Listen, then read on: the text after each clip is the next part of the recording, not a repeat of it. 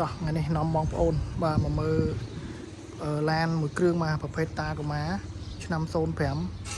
ប៉ុងភ្លើងពុកម៉ែបងប្អូនបាទដោយដាំបាយវ៉ូលីមចកូតម៉ែបងប្អូនមកដំបូលហើយបាទឡាននេះថ្មីញាក់សាច់តែម្ដងពុកម៉ែបងប្អូនណាបាទចំពោះបងប្អូនណាដែលត្រូវការប្រភេទ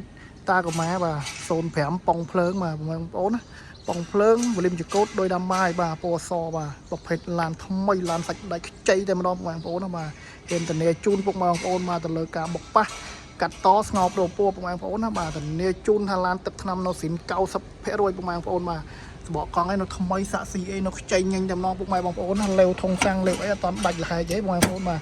ពុកម៉ែបងប្អូនចាប់អារម្មណ៍អាចមកមើលបានបាទតម្លៃអី17ជាងឯងពុកម៉ែបងប្អូនបាទចរចាបានបាទមកមើលឡានជាក់ស្ដែងចរចាបានពុកម៉ែបងប្អូនណា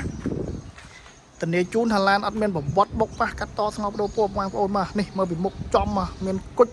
ជាគៀងភ្លឺបាទដបូលហើយបាទចឹងពុកម៉ែបងប្អូនដែលមានតម្រូវការចង់ទិញតាកូម៉ាអាចមើលមកគ្រឿងនេះបានបងប្អូនណាខ្ញុំធានាជូនថាអត់ឲ្យខុសពិនភាគឡានទេបងប្អូនបាទអាចមកមើលបានបាទតម្លៃវា17ជាងបងប្អូនចរចាបានបាទ